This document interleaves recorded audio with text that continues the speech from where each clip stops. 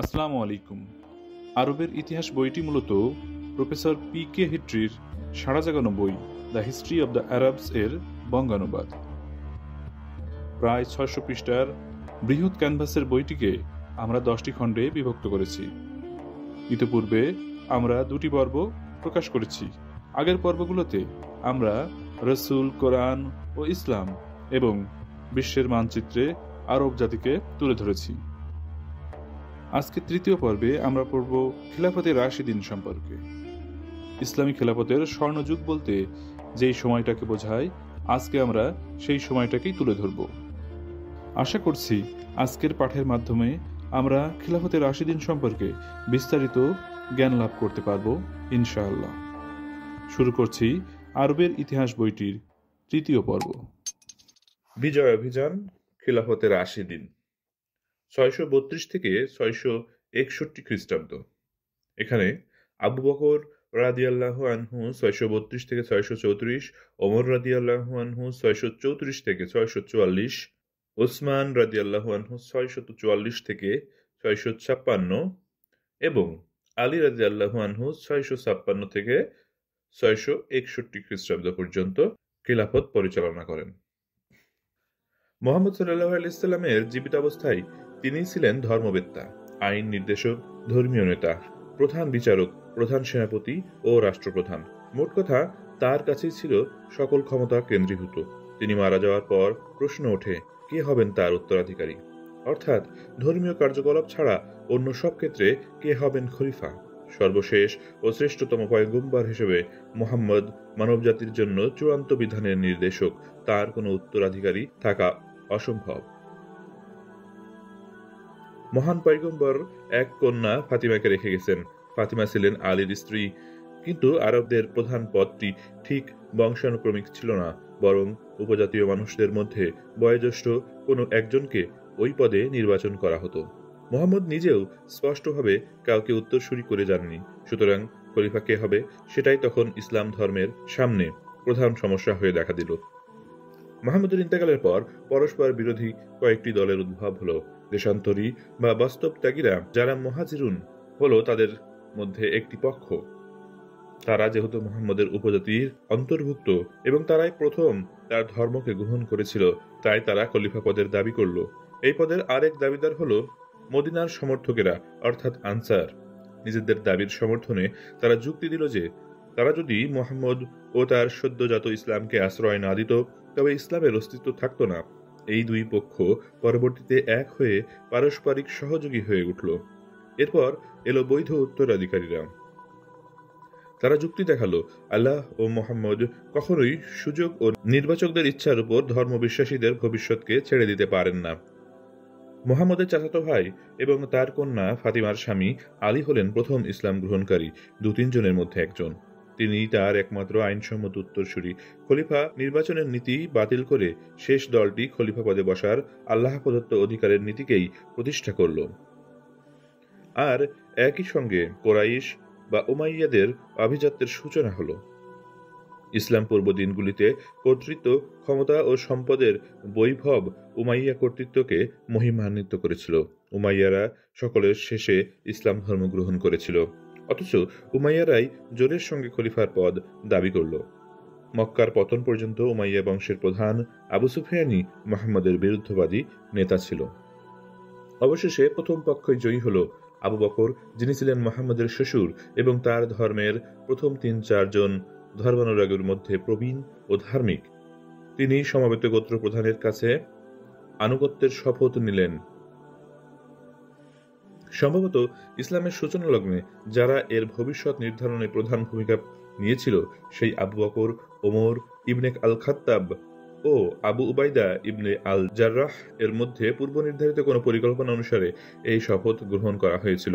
আবু বকরের নামটি ছিল ওমর, ওসমান ও আলী, ৪ রক্ষণশীল খলিফার মধ্যে শীর্ষ। তখন এমন এক সময় ছিল যখন পয়গম্বর মুহাম্মদের জীবনের দীপ্তি খলিফাদের চিন্তাভাবনা ও কার্যকলাপকে আলোকিত ও প্রভাবিত করছিল। মুহাম্মদের ঘনিষ্ঠ সহচর ও আত্মীয় ছিল তার ৪ খলিফাই। এই ৪ জনের মধ্যে ইরাকে কুফাকে আলী তার রাজধানী হিসেবে গ্রহণ করেছিল, আর আপাতকালীন খলিফা মদিনাকেই রাজধানী করেছিলেন। আরব বিজয়, তথাকথিত রিদ্দাহ অর্থাৎ বিচ্ছিন্নতা, স্বধর্মত্যাগ। যুদ্ধে ক্ষতবিক্ষত ছিল আবু বকরের নাতিদীর্ঘ রাজত্বকালের বেশিরভাগ সময়।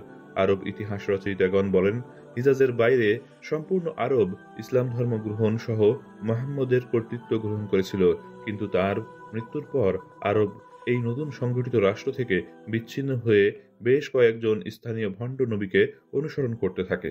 মূলত যোগাযোগের অভাবের দরুন সংগঠিত প্রচার কার্য চালানো সম্ভব হয় নাই এবং মুহাম্মদ সময়ও খুব কম পাওয়ায় উপদ্বীপের 1/3 বেশি মানুষ মুহাম্মদের জীবন দশায় তার শাসন বা ধর্ম মেনে নেয়নি।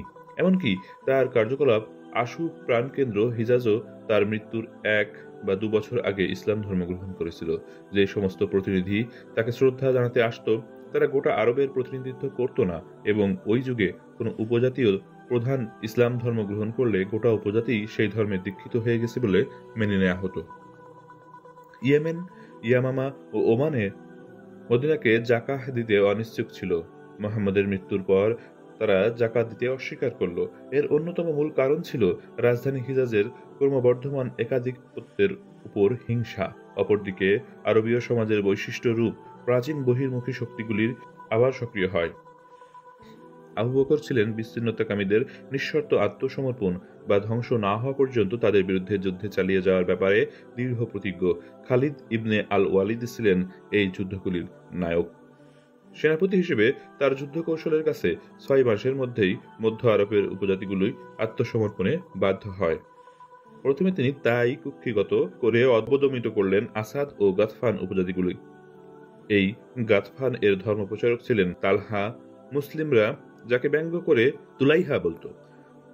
মুসাইলামা নামে এক নবুয়ত দাবিকারীর অধীনে ইয়ামামার বনু হানিফা গোষ্ঠী সংঘবদ্ধ হয়েছিল। ব্যঙ্গত্বপূর্ণ ক্ষুদ্রাকৃতির বস্তু হিসেবে আরবের ইতিহাসে তাদের উদয়। অত্যন্ত শক্ত প্রতিরোধ গড়ে তুলেছিল এই মুসাইলামা। সম্ভবত বনু তামিমের এক খ্রিস্টান মহিলার ভবিষ্যৎ বক্তা দাবিকারী সাজার সঙ্গে তিনি তার ধর্মীয় ও পার্থিব স্বার্থের মেলবন্ধন ঘটান। পরে এই মহিলাকে তিনি বিয়ে করেন। খালিদ তার তৃতীয় সেনাদল নিয়ে পৌঁছানোর আগেই তিনি 40,000 সেনা নিয়ে অভিযান চালিয়ে 2 মুসলিম সেনাদলকে সম্পূর্ণ ধ্বংস করে দেন। এমনকি খালিদের বিজয়ী তৃতীয় সেনাদলটির মধ্য থেকেও বেশ সংখ্যক কোরআন মুখস্থকারী প্রাণ হারান, যার ফলে এই পবিত্র গ্রন্থকে জ্ঞান চর্চা চিরস্থায়ী করে রাখার কাজটি বিপন্ন হতে যাচ্ছিল। তাছাড়া বাহরাইন, ওমান ও ইয়েমেনে বিভিন্ন মুসলিম সেনাপতিদের অভিযানের মাধ্যমে ভিন্ন ভিন্ন মাত্রার সফলতা অর্জিত হয়েছিল। ইতিমধ্যে ইয়েমেনে ধর্মপ্রচারক হিসেবে আল আসওয়াদ স্বীকৃতি পেয়েছিল। আরব ঐতিহাসিকদের মতে অধিকাংশ রিদ্দা যুদ্ধ যত না শক্তির সাহায্যে বিচ্ছিন্নতাকামীদের নিয়ন্ত্রণে রাখার চেষ্টা করেছে, তার চেয়ে বেশি চেষ্টা করেছে যে সকল মানুষ তখনও ইসলাম ধর্ম গ্রহণ করেনি তাদেরকে ইসলামে আনার জন্য। উপদ্বীপটি ঐক্যবদ্ধ হয়ে উঠল আবু বকরের নেতৃত্বে আল খালিদের তরবারির সহায়তায়। আরবকে বিশ্ব জয়ের আগে জয় করতে হয়েছে নিজের দেশটাকেই। মুহাম্মদের মৃত্যুর কয়েক মাস পরে অভ্যন্তরীণ সামরিক অভিযানের ফলে আরব একটি সামরিক ঘাঁটিতে রূপান্তরিত হওয়ায় ইসলামের প্রাধান্য প্রতিষ্ঠা যে গতিবেগ দেখা দিয়েছিল তা তখন আত্মপ্রকাশের জন্য নতুন জায়গা খুঁজতে থাকলো। আর সংগঠিত যুদ্ধের নতুন কৌশল অন্য কোথাও প্রয়োগ করার প্রয়োজন দেখা দিল। যুদ্ধকালীন সৃষ্ট প্রেরণা তখন উপজাতিগুলোর মধ্যে একটা সাধারণ ভ্রাতৃত্ববোধের রূপান্তরিত হয়ে নিজেদের শক্তি প্রয়োগের জন্য নতুন জায়গা খুঁজতে ধরল। অনেক বছর ধরে স্থায়ী বাইজেন্টাইন ও তার প্রতিনিধি সাসানীয় এর মধ্যকার মারাত্মক যুদ্ধের পরিণতিতে উদ্ভূত তাদের দুর্বল অবস্থা, যুদ্ধজনিত আর্থিক ক্ষতির পরে উভয় সাম্রাজ্যের অধিপতিদের উপর চড়া হারে আরোপিত কর এবং তার পরিণতিতে রাজ প্রশাসনের প্রতি প্রজাদের আনুগত্যের চির ধরা সিরিয়া ও মেসোপটেমিয়ায়, বিশেষত তাদের সীমান্ত সংলগ্ন অঞ্চলে আরবীয় উপজাতিগুলি বসবাস, খ্রিস্টান যাচক সম্প্রদায়ের অভ্যন্তরীণ বিভেদের ফলে সিরিয়া ও মিশরে মোনোফাইসাইট সম্প্রদায়ের প্রতিষ্ঠা এবং ইরাক ও পারস্যে নেস্টোরিয়ানদের সমাবেশ। সর্বোপরি রক্ষণশীল গির্জার পরিচালক মণ্ডলীর নির্দেশে সংঘটিত ব্যাপক নির্যাতন ইত্যাদি সম্মিলিত প্রভাবে আরবীয় সেনাবাহিনী বিস্ময়করভাবে এগিয়ে গিয়েছিল। সীমান্তের দুর্গগুলি বাইজেন্টাইন শাসকদের কাছে তেমন গুরুত্ব পায়নি। মুতা নামক স্থানে মুহাম্মদের পাঠানো সেনাদল পরাজিত হওয়ার পর হেরাক্লিয়াস অনুদান দেয়া বন্ধ করেন, যদিও ডেড সির দক্ষিণ প্রান্তে এবং মদিনার গাজ্জার রুটের সিরীয় আরব উপজাতিরা অবশ্য নিয়মিত এই অনুদান পেত।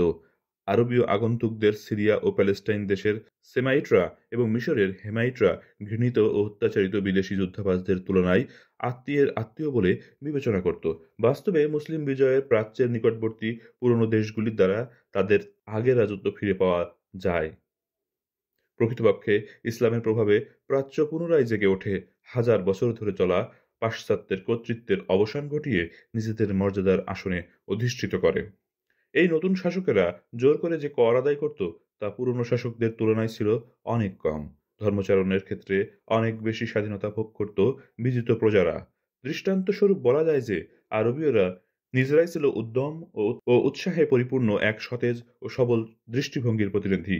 নতুন ধর্মবিশ্বাস তাদের মধ্যে জয় করার প্রবল আকাঙ্ক্ষা ও মৃত্যু সম্পর্কে ভয় দূর করে দেয়। তবে এটা ঠিক যে পশ্চিম এশিয়া ও উত্তর আফ্রিকার বিস্তীর্ণ সমভূমিতে নতুন সামরিক কৌশল অর্থাৎ অশ্বারোহী ও উষ্ট্রারোহী বাহিনীর ব্যবহার আপাত অর্থে তাদের বিস্ময়কর সাফল্যের ক্ষেত্রে একটা বিরাট ভূমিকা পালন করেছিল, যদিও এ ব্যাপারে রোমানদের তেমন নিপুণতা ছিল না।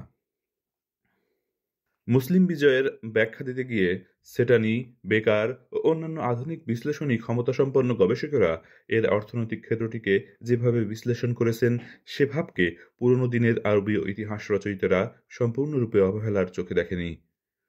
মুসলিম বিজয়ের ইতিহাসকারীদের মধ্যে সবচেয়ে বেশি বিচক্ষণ হলেন বালাজুরি। তিনি ঘোষণা করেন সিরিয়ার সামরিক অভিযানের উদ্দেশ্যে সেনাদলের নিয়োগের জন্য আবু বকর মক্কা, তায়েফ, ইয়েমেন এবং নাজাহ ও হিজাজের সমস্ত আরবদের উদ্দেশ্যে চিঠি লেখে তাদের এই পবিত্র যুদ্ধে অংশগ্রহণের জন্য আহ্বান জানিয়েছিলেন। এই যুদ্ধের জন্য গ্রিকদের কাছ থেকে লুটের মালের ভাগ পাবার জন্য তাদের মধ্যে প্রবল আকাঙ্ক্ষা জাগিয়ে তুলেছিলেন। আরব আগ্রাসনের হাত থেকে দেশকে বাঁচাতে রুস্তম নামে যে পার্সীয় জেনারেল প্রধান ভূমিকা নিয়েছিলেন, তিনি মুসলিম দূতের কাছে নিম্নোক্ত মন্তব্যটি করেছিলেন: আমি জেনেছি যে তোমরা যে কাজটি করছো তা শুধু দারিদ্র্য ও জীবন ধারণের জন্যই করতে বাধ্য হয়েছ। আবু তাম্মার তার রচিত হামাসার একটি কবিতায় সাদামাটা ভাষায় গোটা ঘটনাটিকে তুলে ধরেছেন। নিরপেক্ষ দৃষ্টিভঙ্গিতে বিশ্লেষণ করলে বোঝা যায় ইসলামী সম্প্রসারণ আসলে অনুর্বর মরুভূমি থেকে দেশান্তরী সেমিটিকদের শেষ আশ্রয়স্থল সংলগ্ন উর্বর তুরস্কে মুসলিম অনুপ্রবেশের যুগব্যাপী প্রক্রিয়ার শুধু চূড়ান্ত ধাপ। মুসলিম বিজয়কে তার পরবর্তী ঘটনাগুলির নিরিখে যে সকল ইতিহাস রচয়িতারা বিচার করেছেন তাদের কাছ থেকে জানা যায় যে প্রথম দিককার খলিফাদের বিচক্ষণতার ফলে, বিশেষত আবু বকর ও ওমরের পূর্ব নির্ধারিত পরিকল্পনার মাধ্যমে এই সামরিক অভিযানগুলি ঘটেছিল। ইতিহাসে এমন বড় ঘটনার কথা বিরল যেখানে এই ঘটনা সৃষ্টির নায়করা আগে থেকে এই ঘটনাগুলির ভবিষ্যৎ বিকাশ ও পরিণতির প্রক্রিয়া দেখতে পান। এ সকল সামরিক অভিযানগুলি আদৌ ঠান্ডা মাথায় রচিত কোনো ইচ্ছাধীন পরিকল্পনার ফল নয়। এই সামরিক অভিযানগুলি সংঘটিত হয়েছিল নিজেদের মধ্যে রক্তক্ষয়ী সংঘর্ষ নিষিদ্ধ হবার পর উপজাতিগুলির যুদ্ধাকাঙ্ক্ষাকে তৃপ্ত করার নতুন কৌশল হিসেবে। স্থায়ী আশ্রয় গড়ে তোলার কোনো লক্ষ্যে নয়। প্রায় ক্ষেত্রেই এই যুদ্ধের উদ্দেশ্য ছিল লুটপাট। সামরিক অভিযানের গতি যুদ্ধবাজরা একটার পর একটা যুদ্ধে জেতার ফলে বৃদ্ধি পায়। এরপরই পরিকল্পিত অভিযান শুরু আর এর পরিণতিতে আরব সাম্রাজ্যের প্রতিষ্ঠা। সুতরাং বলা যায় সাম্রাজ্য স্থাপনের কোনো পূর্ব পরিকল্পনার তুলনায় হঠাৎ উদ্ভূত পরিস্থিতিকেই আরব সাম্রাজ্য স্থাপনের ব্যাপারে বেশি দায়ী।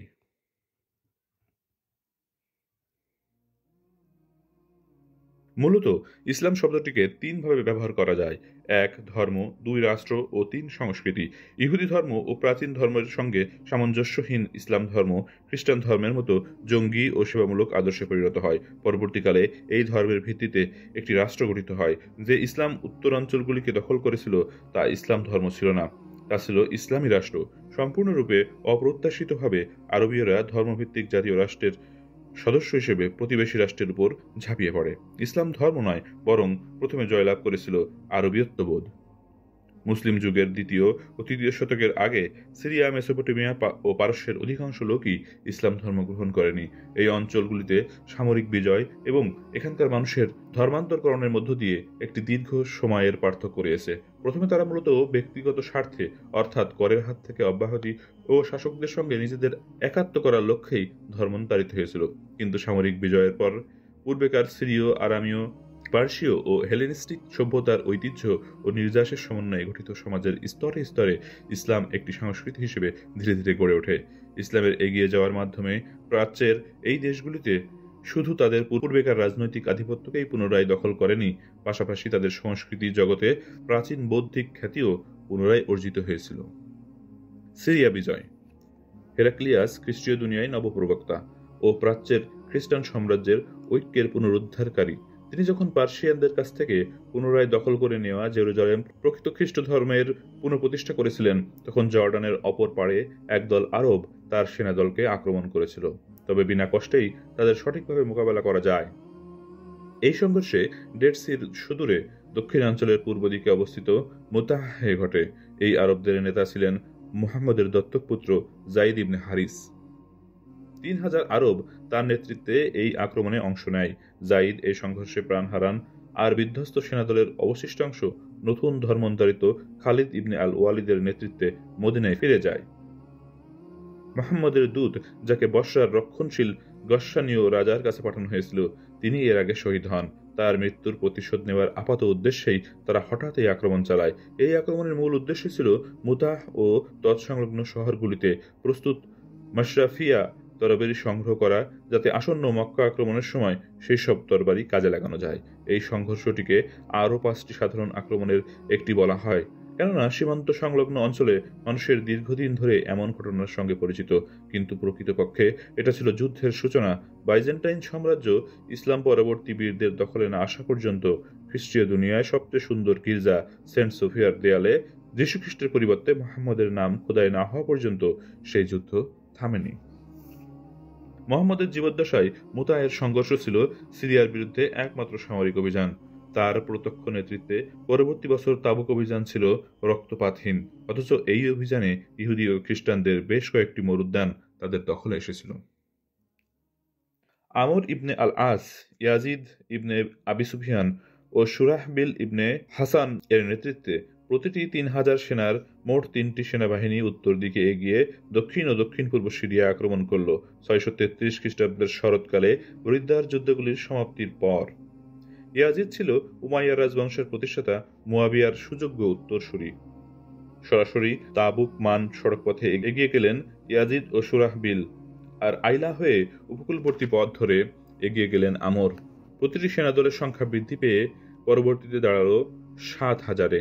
আবু উবাইদা ইবনে আল জাররাহ সম্ভবত বর্ধিত শক্তিতে বলিয়ান একটি সেনাবাহিনীর নেতৃত্ব দেন এবং মদিনা থেকে দামাস্ক পর্যন্ত যান চলাচলের উপযোগী পুরনো পথটি, অর্থাৎ যে পথ তীর্থযাত্রীরা যেতেন, সেই বিখ্যাত পথ ধরেই এগিয়ে গেলেন।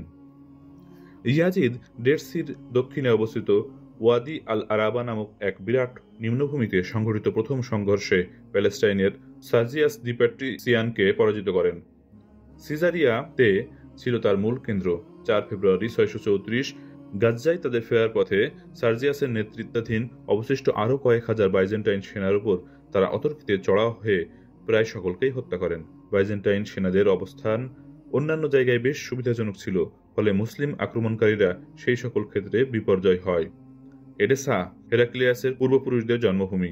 পার্সিয়ানদের তিনি সিরিয়া ও মিশর থেকে 6 বছর ধরে সামরিক অভিযান চালিয়ে বিতাড়িত করেন। এমেসা থেকে দ্রুত এগিয়ে গিয়ে একটি নতুন সৈন্যদল গঠন করেন এবং তার ভাই থিওডোরাস এর নেতৃত্বে সেই নতুন সেনাদলটিকে দক্ষিণ দিকে পাঠালেন। খালিদ ইবনে আল ওয়ালিদ, যিনি আল্লাহর তরবারি বলে খ্যাত, তিনি তখন 500 প্রবীণ রিদ্দা যোদ্ধা নিয়ে পারস্য সীমান্তে বসবাসকারী বাকর ইবনে ওয়ালিদ এর উপজাতীয় গোষ্ঠী বানু সাইবাদের সহযোগিতায় ইরাকে সামরিক অভিযান চালান। আবু বকর তখন খালিদ ইবনে ওয়ালিদকে দ্রুত সিরিয়ার দিকে তার সহ সেনাধ্যক্ষদের সাহায্য করতে আদেশ দিলেন, যদিও এটি একটি উল্লেখযোগ্য ঘটনা নয় এবং সম্ভবত খলিফাকে না জানিয়েই এটা করা হয়েছিল। ক্রমানুক্রমিকতার দিক থেকে মুসলিম সামরিক অভিযানের শুরুতে ইরাকের উপর আক্রমণ চালানো হয়, কিন্তু মদিনা ও হিজাজের স্বার্থের দিক থেকে বিচার করলে বলা হয় যে প্রতিবেশী সিরিয়াই ছিল তাদের উদ্বেগের মূল কেন্দ্রবিন্দু। খালিদের অভিযানের ফলে অনেক ঐতিহাসিক ও ভৌগোলিক সমস্যার উৎপত্তি হয়, কেননা বিভিন্ন লেখক এই অভিযান সংক্রান্ত সকল বিবরণগুলি ভালো করে পরীক্ষা নিরীক্ষার পর যে তথ্য পেয়েছেন তা থেকে জানা যায় যে তার অভিযান সম্ভবত মার্চ 634 আল হিরা থেকে শুরু হয় এবং মরুভূমির মধ্য দিয়ে পশ্চিমে এগিয়ে দুমাত আল জান্দাল, বর্তমান আল জাউফ এর মরুদ্যানে পৌঁছায়। মরুদ্যানটি ইরাক থেকে সিরিয়া যাবার সহজতম রাস্তার মাঝামাঝি জায়গায় অবস্থিত। তিনি একসময় দুমাহ থেকে ওয়াদি আল সিরআন এর মধ্য দিয়ে সিরিয়ায় প্রবেশের প্রথম প্রবেশদ্বার বসরার দিকে এগিয়ে যেতে থাকেন। তবে পথিমধ্যে একটি দুর্গ ছিল, যে কারণে ওয়াদি শিরহান এর পূর্বে সীমানায় অবস্থিত কুরাকির এর যাবার জন্য দুমাহ থেকে উত্তর পশ্চিমের রাস্তা দিয়ে এগিয়ে গিয়েছিলেন, আর সেখান থেকে উত্তরের রাস্তা ধরে সিরিয়ার দ্বিতীয় প্রবেশদ্বার সোয়াতে উপস্থিত হন। 5 দিন চলতে হয়েছিল তাদের সোয়াতে যাবার জন্য। প্রায় জলশূন্য মরুপথে তাদের পথ প্রদর্শক ছিলেন তাই উপজাতির একজন, যার নাম ছিল রাফি ইবনে উমাইর। চামড়ার থলেতে সেনাদের জন্য জল বহন করা হয়েছিল। খাবারের জন্য যে সকল বুড়ো উটকে হত্যা করা হয়, সেই সব উটের কুচগুলো ঘোড়াদের জলাধার হিসেবে ব্যবহৃত হয়েছিল।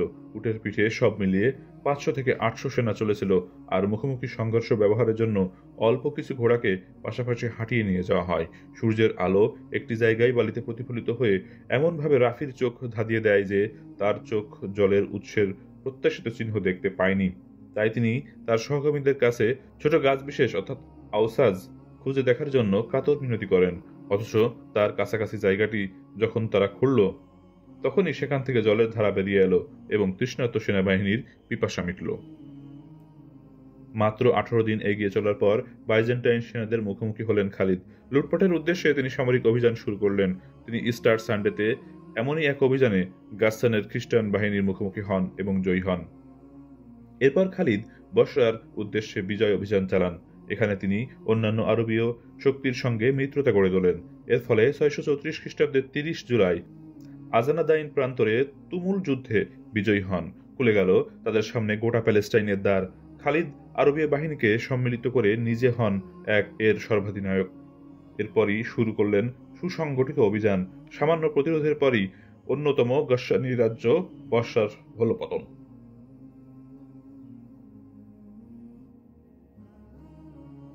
দামেস্ক নগরী 6 মাস অবরুদ্ধ থেকে অসামরিক ও যাজকীয় কর্তৃপক্ষের বিশ্বাসঘাতকতায় 635 খ্রিস্টাব্দের সেপ্টেম্বর মাসে আত্মসমর্পণ করে খুব দ্রুতই ইসলামী সাম্রাজ্যের রাজধানী হল। বিখ্যাত সেন্ট জনের পিতাও ছিলেন এই বিশ্বাসঘাতকদের একজন। আমরা তার সম্পর্কে বিস্তারিত জানতে পারব উমাইয়া আমল প্রসঙ্গের আলোচনার সময়। বাইজেন্টাইন সেনাদের দ্বারা পরিত্যক্ত হয়ে দামেস্কের বেসামরিক জনগণ আত্মসমর্পণে বাধ্য হল। পরবর্তীকালে দামেস্কের আত্মসমর্পণের শর্তগুলি অবশিষ্ট সিরীয় প্যালেস্টাইনীয় শহরগুলির সঙ্গে ভবিষ্যৎ বন্দোবস্তের ক্ষেত্রে আদর্শ হিসেবে অনুসৃত হয়। শর্তগুলি ছিল: পরম করুণাময় অসীম দয়ালু আল্লাহর নামে শুরু করছি। এগুলি হলো সেই অধিকার যেগুলি খালিদ ইবনে আল ওয়ালিদের দামেস্কের জনগণকে দেবেন বলে প্রতিশ্রুতি দিচ্ছেন। যদি তিনি সেই শহরে প্রবেশ করেন, তবে তিনি এই শহরের জনগণের জীবন, সম্পত্তি ও চার্চের নিরাপত্তা দেবেন বলে প্রতিশ্রুতি দিচ্ছেন। তাদের নগরীর প্রাচীর ধ্বংস করা হবে না এবং তাদের বাড়িতে কোনো মুসলিম জোর করে বাস করবে না। আল্লাহর চুক্তি ও তার প্রেরিত বার্তাসহ খলিফা ও ধর্মবিশ্বাসীদের নিরাপত্তার সুযোগ তারা দেবে। সুতরাং যতদিন তারা মাথাপিছু ধার্য কর দিবে, ততদিন ভালো ছাড়া মন্দ কিছু হবে না। করের পরিমাণ ছিল মাথাপিছু 1 দিনার ও 1 জারিব অর্থাৎ গমের পরিমাণ। ওমর ইবনে আল খাত্তাব পরে এই মাথাপিছু করের পরিমাণ বাড়িয়ে দিয়েছিলেন। একের পর এক বায়ালাবাক, হিমস, হামাহ ও অন্যান্য শহরগুলির পতন হল। বিজয় অভিযানে এগিয়ে যাওয়া বাহিনীর সামনে আর কোনো প্রতিবন্ধকতা থাকল না। ইতিমধ্যে হেরাক্লিয়াস পুনরায় তার ভাই থিওডোরাসের নেতৃত্বে 50,000 সেনার একটি বাহিনী গড়ে চূড়ান্ত যুদ্ধের জন্য প্রস্তুতি নিলেন। খালিদ সামরিকভাবে হিমস, এমনকি দামাস্কো ও রণকৌশলের দিক থেকে গুরুত্বপূর্ণ অন্যান্য শহর ত্যাগ করে গিয়েছিলেন জর্ডানের পূর্ব দিকের করদ রাজ্যের ইয়ারমুক উপত্যকায়, যেখানে তিনি 25,000 সৈন্য জড়ো করেন।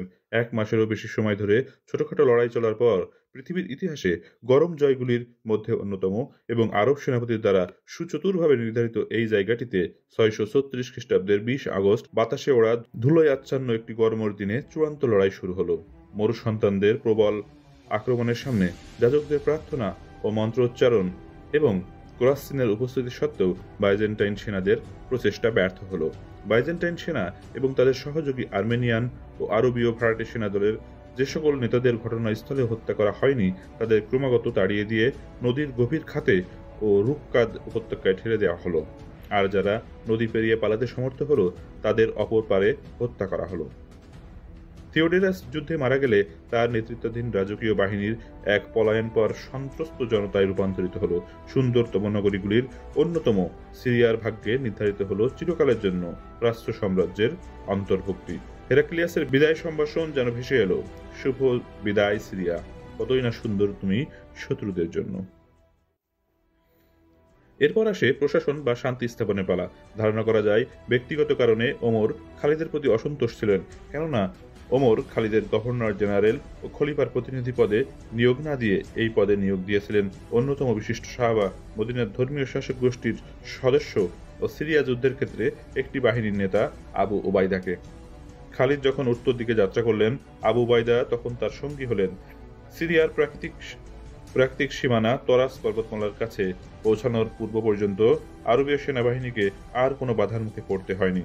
তার পূর্বে অধিকৃত শহরগুলি ফিরে পেতেও কোনো অসুবিধা হয়নি। হিমস এর মানুষের মুখে মুখে শোনা যায় যে অত্যাচার ও নিপীড়নের মধ্যে বাস করছি, তার তুলনায় তোমাদের শাসন ও ন্যায় বিচার আমাদের বেশি পছন্দনীয়। তখন নতুন বিজয়ী শাসকদের প্রতি দেশীয় সিরিয়াবাসীদের মানসিকতার একটা স্পষ্ট ছবি ফুটে ওঠে। দ্রুতই তাদের জয়ের তালিকায় যুক্ত হল অ্যান্টিওক, আলেপ্পো ও উত্তরাঞ্চলের অন্যান্য শহর। শুধু কিন্নাসরিন অর্থাৎ কার্লসিস শহরটিকে সহজে বশ্যতায় আনা যায়নি। আগ্রাসনকারীদের বিরুদ্ধে প্রবল প্রতিরোধ গড়ে তুলেছিল দক্ষিণে গ্রিক সংস্কৃতিতে পরিপুষ্ট শুধু জেরুজালেম ও সিজারিয়া।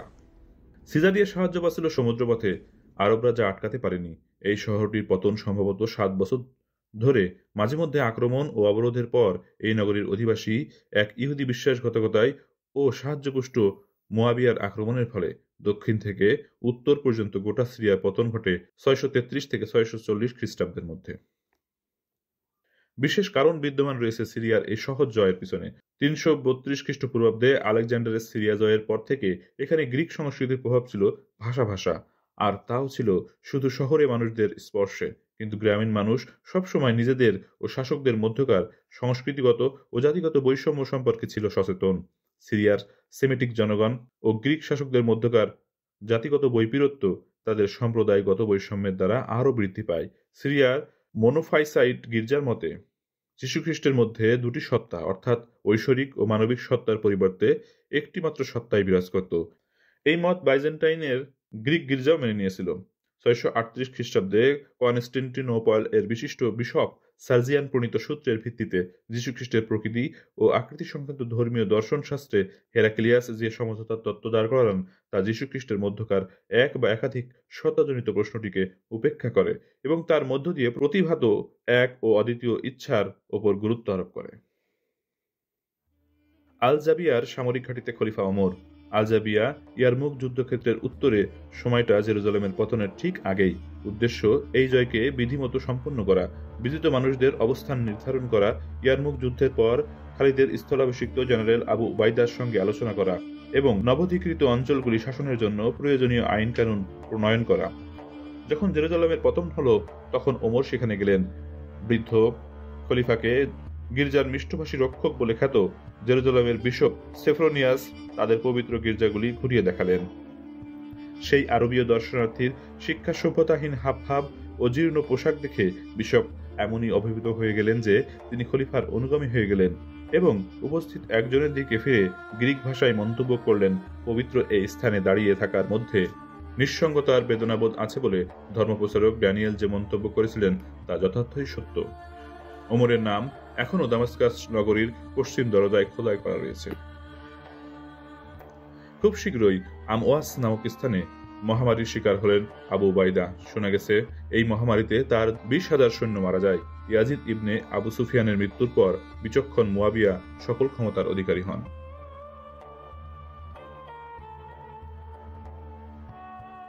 সিরিয়া যখন জয় হয় এটি ছিল রোমান ও বাইজেন্টাইন প্রদেশে বিভক্ত, আর এখন সিরিয়া 4টি সামরিক জেলায় বিভক্ত। দিমাশক, হিমস, গ্যালিলি থেকে সিরীয় মরুভূমি পর্যন্ত বিস্তৃত আল উরুদ অর্থাৎ জর্ডান এবং এসড্রেলনের বিস্তীর্ণ সমভূমির দক্ষিণে অবস্থিত ফিলিস্তিন, উত্তর প্রান্তের জেলা কিনানসরিন যুক্ত হল উমাইয়া খলিফা প্রথম ইয়াজিদের রাজত্বকালে। ইসলাম ধর্ম মর্যাদার আসনে প্রতিষ্ঠিত হল সমকালীন যুগের প্রথম শ্রেণীর সম্রাটদের কাছে। প্রথম শ্রেণীর সম্রাটের কাছ থেকে সামরিক দিক থেকে খুব গুরুত্বপূর্ণ একটি অঞ্চল খুব দ্রুত ও অতি সহজে দখল আদায়। এর ফলশ্রুতিতে এই শক্তি তার ভবিষ্যৎ পরিণতি সম্পর্কে আত্মবিশ্বাসী হল। সিরিয়া থেকে এগিয়ে গিয়ে ইসলামী শক্তি প্রথমে মিশর জয় করে, তারপর উত্তর আফ্রিকার বাকি অংশের মধ্য দিয়ে অপ্রতিহত গতিতে এগিয়ে গেল। সিরিয়াকে ঘাঁটি করে তারা আর্মেনিয়া, উত্তর মেসোপটেমিয়া, জর্জিয়া ও আজারবাইজান দখল করে নিল। এশিয়া মাইনরেও সে ধরনের আক্রমণ দীর্ঘদিন চালালো। সিরিয়া সৈন্যদের সাহায্যে তারা মুহাম্মদের মৃত্যুর পর 100 বছরেরও কম সময়ে দূরবর্তী ইউরোপ অবস্থিত স্পেনকেও ইসলামী সাম্রাজ্যের মধ্যে নিয়ে নিল। ইরাক এবং পারস্য জয়। খালিদ 630 খ্রিস্টাব্দে আল-হিরা থেকে পশ্চিমাভিমুখে স্মরণীয় অভিযান চালানোর আগে বানু শায়রান এর শেইখ তার বেদুইন মিত্র আল মুসান্না ইবনে হারিসা হাতে ইরাক সীমান্তের দায়িত্ব দিয়ে যান। পার্সিকরা এরই মধ্যে পাল্টা আক্রমণের জন্য প্রস্তুতি নিল। তারা 634 খ্রিস্টাব্দের 26 নভেম্বর আল-হিরার কাছ থেকে এক সেতুর লড়াইয়ে আরবীয় বাহিনীকে সম্পূর্ণভাবে ধ্বংস করে দিল।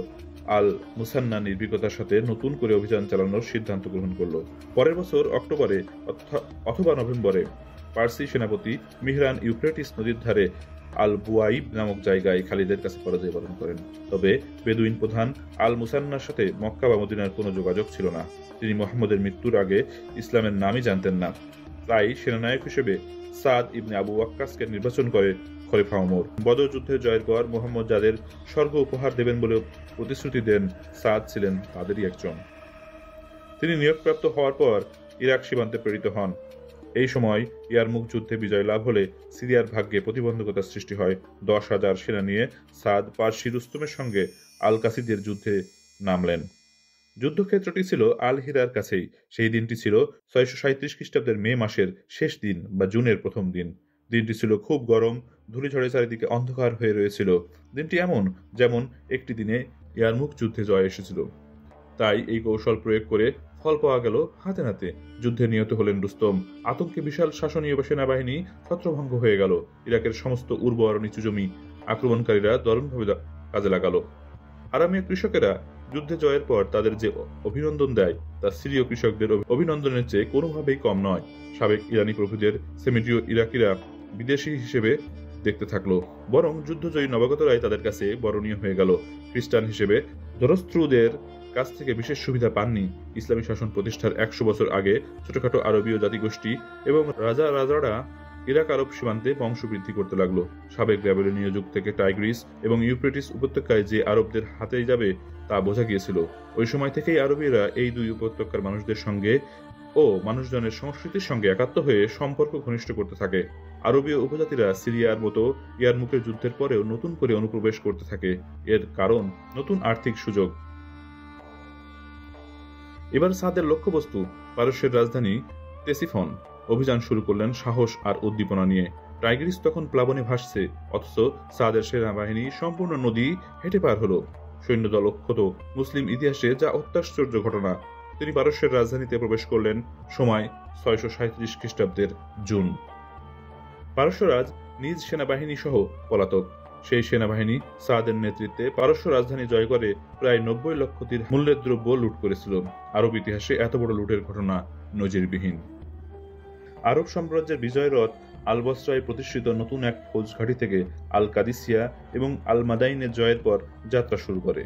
আল হিরার মতোই পুরনো ছিল কুফার ফৌজি ছাউনি।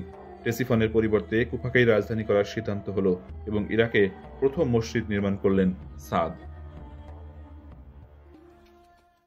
640 খ্রিস্টাব্দে বসরা এবং কুফা থেকে যুদ্ধ চালিয়ে খুজিস্তান দখলে আনা হলো। এরই মধ্যে একই চেষ্টা চালানো হলো পারস্য এর সংলগ্ন প্রদেশের দখলে।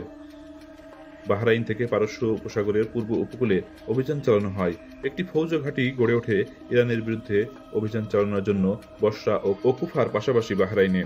সেখানে সেমেটিক অভিভূত জনগণের পক্ষ থেকে তা প্রতিরোধের চেষ্টা হলো। এই প্রতিরোধ চূর্ণ বিচূর্ণ করে দিলেন বসরার রাজ্যপাল আবদুল্লাহ ইবনে আমির।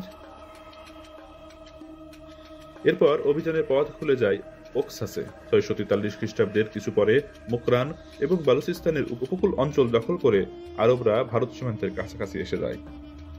আয়াজ 640 খ্রিস্টাব্দের প্রথম দিকে বাইজেন্টাইন আর্মেনিয়ার এক অভিযান চালানোর প্রয়াস চালায়। সিরিয়া থেকে এর 4 বছর পর এক অভিযান চালানো হয় হাবিব ইবনে মাসলামার নেতৃত্বে, যদিও 652 খ্রিস্টাব্দের পূর্ব পর্যন্ত তা সম্পূর্ণ দখলে আসেনি। নতুন দখল করা ভূখণ্ডের রাজধানী হয়ে উঠল কুফার সামরিক শিবির। খলিফা ওমরের ইচ্ছা ছিল হিজাজের সেকেলে বৈশিষ্ট্যই বজায় থাকুক, তবুও সাদ এখানে টেসিফনের রাজকীয় প্রাসাদের আদলে একটি প্রাসাদ নির্মাণ করেন। নতুন রাজধানীতে পুরনো রাজধানীর ফটকগুলি খুলে এনে লাগানো হয়। প্রথম ব্যারাক স্থাপন করা হয় সেনাবাহিনীর লোকজন এবং তাদের পরিবারের বসবাসের জন্য। আগে যা ছিল কুটির, এখন তার জায়গায় হলো কাঁচা ইটের তৈরি বাড়ি। এভাবে এই নতুন শহর দ্রুত প্রতিষ্ঠা পেল। আরব মেসোপটেমিয়ার রাজনৈতিক এবং বুদ্ধিভিত্তিক কেন্দ্র হয়ে উঠল বসরার সহযোগী ফৌজি শিবির নিয়ে কুফার শিবির। কুফার রাজধানী ছিল আব্বাসী খলিফা আল মনসুরের হাতে বাগদাদ গড়ে ওঠার পূর্ব পর্যন্ত।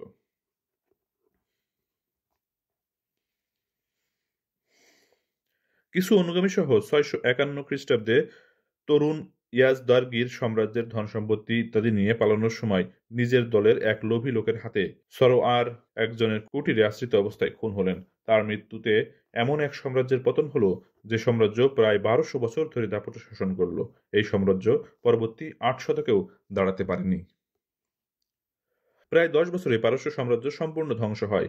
এই পারস্যতেই মুসলিম সৈন্যবাহিনী সিরিয়ার চেয়ে বেশি প্রতিরোধের সম্মুখীন হয়েছিল। 35,000 থেকে 40,000 আরবীয় সৈন্য এই অভিযানে অংশ নিয়েছিল। সৈন্যদলে ছিল মহিলা, শিশু ও দাস। পার্সীয়রা ছিল আর্য, সিমাইট নন। তারা কয়েকশো বছর ধরে পৃথক জাতীয় অস্তিত্ব ভোগ করেছে। আর্যদের ছিল সুসংগঠিত ফৌজ বাহিনী, যে বাহিনী 400 বছর ধরে রোমানদের সঙ্গে লড়াই করেছে। আরবি ভাষা পরবর্তী 300 বছরের আরবীয় শাসনের সরকারি এবং সংস্কৃতিবান সমাজের ভাষা হয়ে উঠল। সীমিতভাবে সাধারণ মানুষ এই ভাষায় কথা বললেও প্রজাদের পুরনো ঐতিহ্য পুনরায় জেগে উঠল এবং তাদের অবহেলিত মাতৃভাষা আবার আত্মমর্যাদায় অধিষ্ঠিত হল।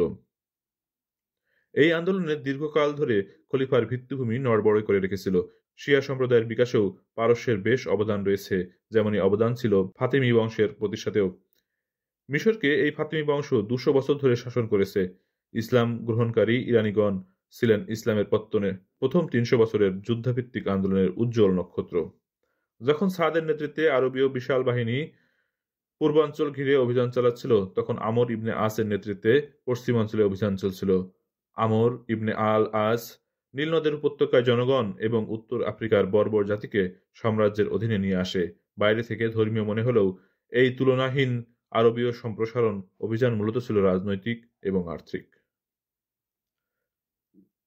খলিফা এই বৃহত্তর সাম্রাজ্যের প্রবল স্রোতকে মদিনা থেকেই নিয়ন্ত্রণ করার চেষ্টা করতেন, যে স্রোত ক্রমেই বেড়ে উঠেছিল। মিশর, ত্রিপলি এবং বারকা অধিকার। সিরিয়া আল হিজাজের পাশেই ছিল মিশরের অবস্থান। কৌশলগত দিক থেকে এই অবস্থান ছিল বিপজ্জনক। মিশরের উৎকৃষ্ট শস্য সুফলা মাঠ গোটা ভূখণ্ডকে কনস্টান্টিনোপলের শস্য সমৃদ্ধ অঞ্চলে পরিণত করেছিল। বাইজেন্টাইন সেনাবাহিনীর ঘাঁটি ছিল আলেকজান্দ্রিয়ায়। উত্তর আফ্রিকার বাকি অংশ প্রবেশদ্বার হিসেবে দেশটি ব্যবহৃত হতো। ভৌগোলিকভাবে এত সব সুবিধা দেখেই আরবরা সাম্রাজ্য বাড়ানোর জন্য নীল নদের উপত্যকা বাগে এনে অগ্রসর নেন। মিশরকে আরবরা হঠাৎ আক্রমণ করে দখল নেননি। সাম্রাজ্য বৃদ্ধির জন্য নিয়মমাফিক প্রচার চালানোর সময়ই দখলে আসে। সেনাপতি আমর ইবনে আল আস মিশর নিয়ন্ত্রণ করেন তার প্রতিনিধি খালিদের বীরত্বকে ছাপিয়ে যেতে। তখন জেরুজালেমে ওমরের উপস্থিতিকে কাজে লাগাতে সচেষ্ট হন। জাহিলিয়াহ আমলে আমর কয়েকবার বাণিজ্য কাফেলা নিয়ে মিশরে আসেন। এর ফলে সেখানকার নগর ও রাস্তাঘাট তার পরিচিত ছিল। এভাবেই একবার ফারাওদের প্রাচীন ভূখণ্ড মিশরে অভিযান চালাতে তিনি জেরুজালেমের ওমরের অনুমতি প্রার্থনা করেন। কিন্তু ওমর মদিনায় ফিরে এসে ওসমান ও অন্যান্যদের সঙ্গে পরামর্শ করার পর এক বার্তা পাঠিয়ে আরব সেনাবাহিনীকে মিশরের দিকে এগিয়ে যেতে নিষেধ করেন। কারণ ওসমান এবং অন্যান্যরা ওমরকে বলেন, এখন মিশর আক্রমণ করা বিপজ্জনক। খলিফা ওমরের এই বার্তা সেনাপতি আমরের কাছে যে সময় পৌঁছে, সে সময় তিনি সেনাবাহিনী নিয়ে মিশর প্যালেস্তাইন সীমান্তে। খলিফার বার্তাটি পেয়েও সেনাপতি আমরের কেমন যেন সন্দেহ হলো, কেননা খলিফাই একসময় সেনাপতি আমরকে নির্দেশ দিয়েছিল, কখনো যদি আমি বার্তা পাঠিয়ে তোমাকে মিশর অভিযান বন্ধ করতে বলি এবং তুমি আমার চিঠি পাওয়ার আগেই মিশরে ঢুকে পড়ো, তাহলে পিছু হটবে না, যুদ্ধ চালিয়ে যাবে, তখন আল্লাহর সাহায্য কামনা করবে। তাই তিনি ওই বার্তা খুললেন না। আল আরিশ পৌঁছে 639 খ্রিস্টাব্দের ডিসেম্বর মাসে তিনি ওই চিঠি খোলেন। আমর ছিলেন কোরাইশপন্থী 45 বছরের এক যুবক। যুদ্ধে যেমনই ছিলেন ওস্তাদ, তেমনই ছিলেন নির্ভীক এবং বুদ্ধিমান। আরব বাহিনী তার মেধা আর কৌশলের জোরে জর্ডানের পশ্চিমে প্যালেস্টাইন জয় করতে পেরেছিল। মুয়াবিয়া ছিল আমরের প্রিয় বন্ধু। এক খিলাফতকে করায়ত্তে আনতে তার ভূমিকার জন্য তিনি ইসলামের 4 আরবীয় রাজনৈতিক প্রতিভার অন্যতম খ্যাতি পেয়েছিলেন। যে পথে তিনি 4000 অশ্বারোহী সেনাকে নিয়ে মিশর দখল করেন, সেই পথে আব্রাহাম, আলেকজান্ডার, আন্তিওকাস, নেপোলিয়ন, জামাল পাশা প্রমুখ অভিযান চালিয়েছিলেন। এটাই ছিল প্রাচীন বিশ্বের আন্তর্জাতিক সড়কপথ, যা ছিল বিশ্বের গুরুত্বপূর্ণ সভ্যতার পীঠস্থানের সঙ্গে যোগাযোগের পথও। আরবীয় বাহিনী 640 খ্রিস্টাব্দের জানুয়ারি মাসের মাঝামাঝি প্রথম যে দুর্গ আক্রমণ করে তা হল আল ফারাম। পূর্ব মিশরের স্নায়ুকেন্দ্র ছিল জায়গাটি। প্রায় 1 মাস প্রতিরোধের পর এই শহর দখলে আসে। 616 খ্রিস্টাব্দে পারস্য আক্রমণের আগে ফারামার প্রতিরক্ষা শক্তি পুনর্গঠন করা সম্ভব হয়নি। এরপর কায়রোর উত্তর পূর্ব অংশে বিলবেজ, মতান্তরে বালবিস শহর দখল করে। এরপরে এক শহরের পর অপর শহর ব্যাবিলন শেষে দখলে আসে।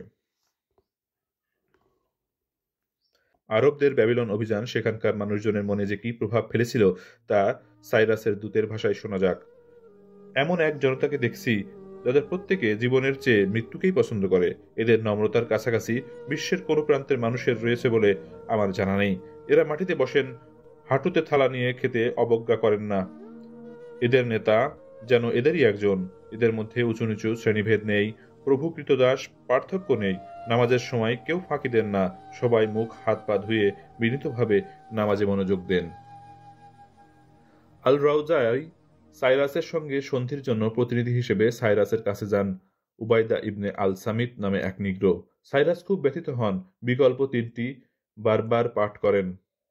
সাইরাস বার্ষিক নজরানার বিনিময়ে সন্ধি করতে রাজি হন।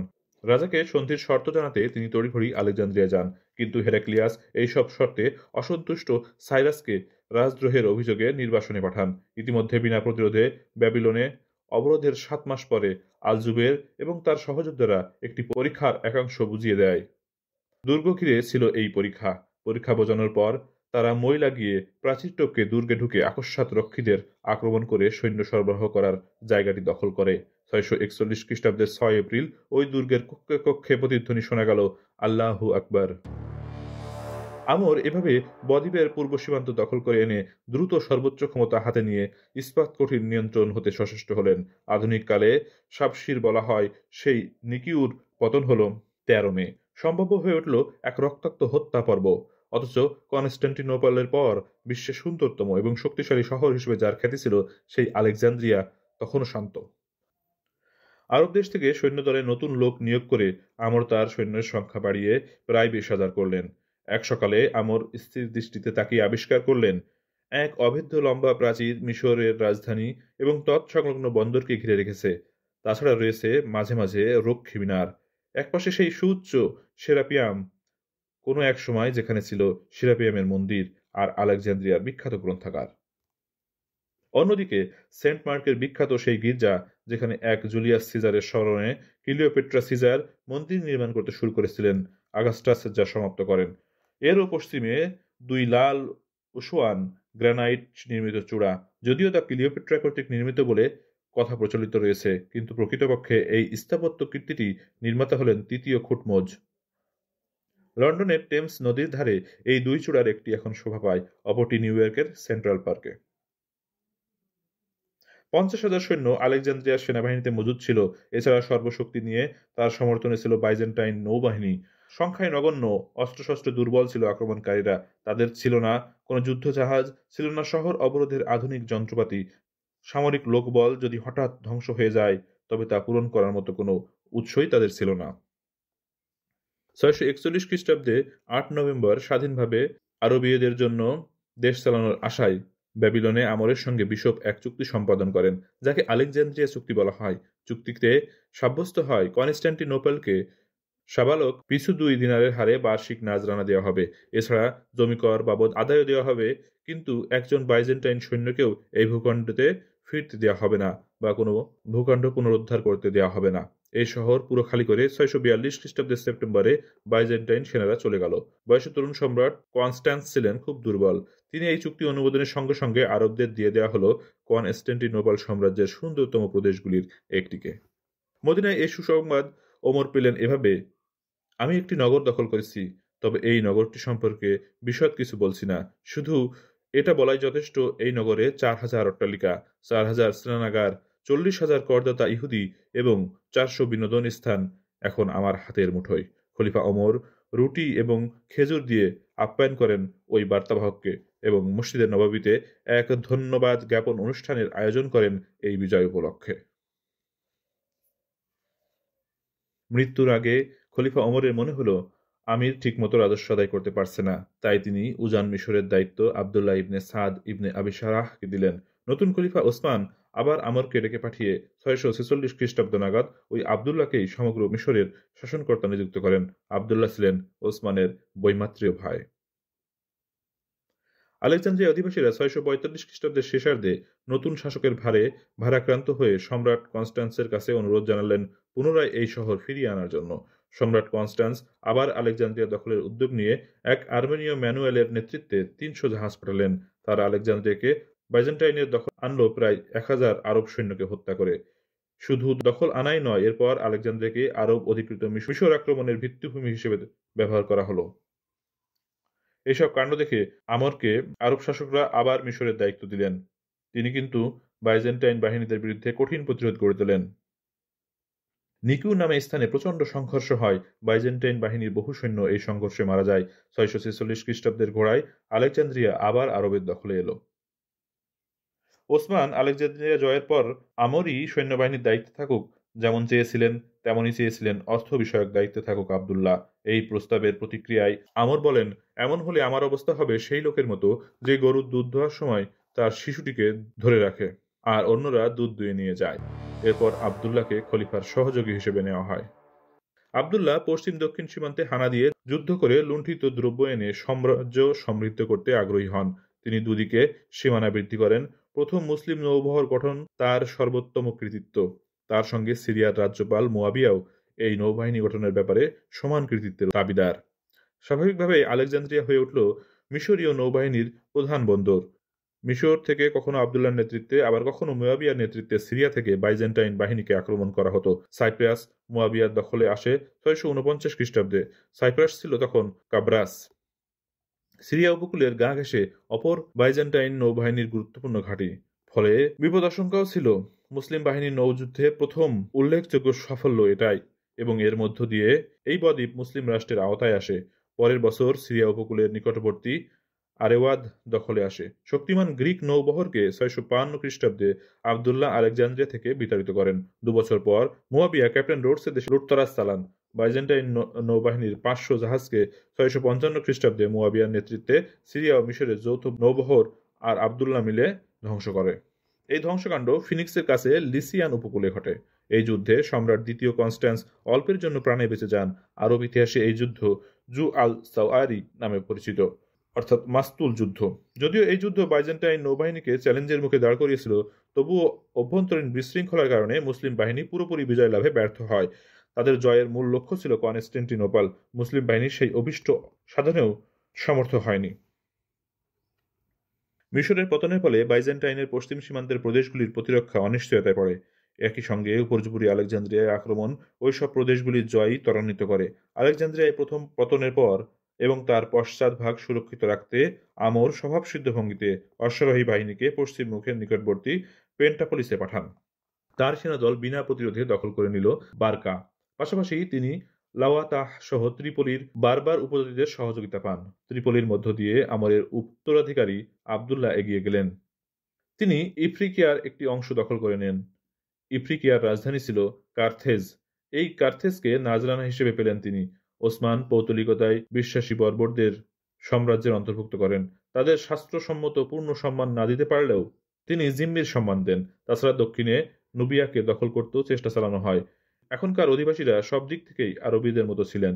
ইসলামের আবির্ভাবের আগে কয়েক শতক ধরে মিশরে কম বেশি পরিমাণ আরবীয় অনুপ্রবেশ চলতই। সুদানেও বিস্তৃত ছিল তাদের উপদ্রব। যদিও লিবিয়া এবং নিগ্রো জনগোষ্ঠীর মানুষই ছিলেন নুবিয়ার অধিবাসী, তবুও এরাই বাধা হয়ে দাঁড়ায় মুসলিম বাহিনীর বিজয়কে আরও দক্ষিণে সম্প্রসারণে। শাসন পদ্ধতি কি হবে নতুনভাবে দখল করা এই বিশাল ভূখণ্ডে, তা ছিল এই সময়কার মুসলিম খলিফার সামনে বড় প্রশ্ন। এমন সব অসংখ্য শর্ত মেনে এই বিশাল বিশ্বজনীন জনগোষ্ঠীর সংমিশ্রণে বাস করত যা ওইসব শর্তের রচয়িতারা না ভেবেই রচনা করেছিলেন। এই জনগোষ্ঠীর চাহিদা অনুযায়ী প্রাচীন আরব্য সমাজের অসংকলিত আদেশ এবং উপদেশ কিভাবে পরিবর্তন করে যুগোপযোগী করা সম্ভব তা ছিল মুসলিম শাসকদের কাছে গুরুত্বপূর্ণ বিষয়। এই সব প্রশ্ন নিয়ে খলিফা ওমরই প্রথম চিন্তাভাবনা শুরু করেন। এমন সব সমস্যার সহজ সমাধান করা ছিল তার স্বভাবজাত। এভাবেই তিনি ইসলামী ধর্ম শাসনের প্রতিষ্ঠাতা হন। এটা ছিল কতটা কাল্পনিক ইসলামী সাম্রাজ্য গোছের, যা অবশ্য বেশিকাল স্থায়িত্ব পায়নি। ওমরের সংবিধান।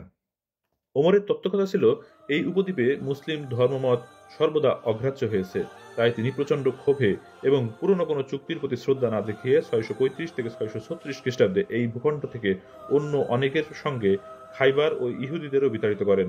জেরিকো এবং তার আশপাশে বিতাড়িত এইসব ইহুদিরা চলে যায়। ওমর নাওরানের খ্রিস্টানদেরও দেশ থেকে তাড়ালেন। তারা সিরিয়া এবং ইরাকে চলে গেল। আরব্য জনগণকে সংগঠিত করা ছিল ওমরের তত্ত্বকথার দ্বিতীয় গুরুত্বপূর্ণ বৈশিষ্ট্য। অর্থাৎ ওমর চাইলেন সমস্ত মুসলমানকে এক পূর্ণ ধর্মীয় সামরিক রাষ্ট্র ব্যবস্থার শরিক করে তুলে তাদের পবিত্র ও নিখাদ রাখতে।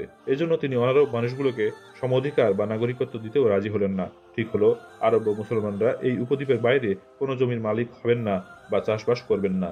আর উপদ্বীপে অধিবাসী যেসব জমির মালিক তাদের উপর এক ধরনের কর ধার্য হলো। পাশাপাশি সিরিয়া আরব বিজয়ী বিভিন্ন শিবিরে বসবাস করতে থাকলো।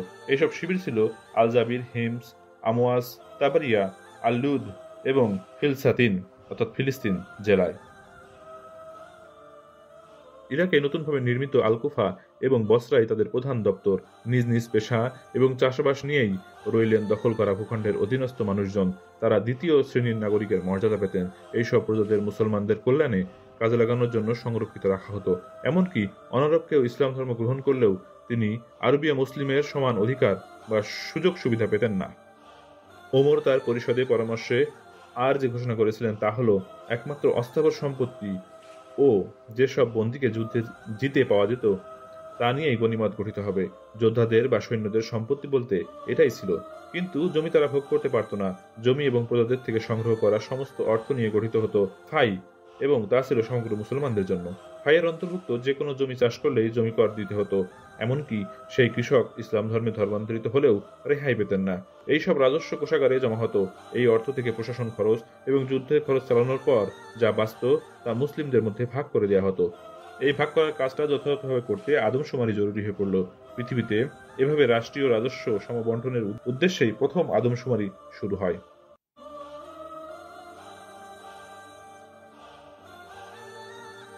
এই পেনশন প্রাপকদের তালিকার শীর্ষে নাম থাকত আয়সার। তিনি বছরে 12,000 দিরহাম কর পেতেন।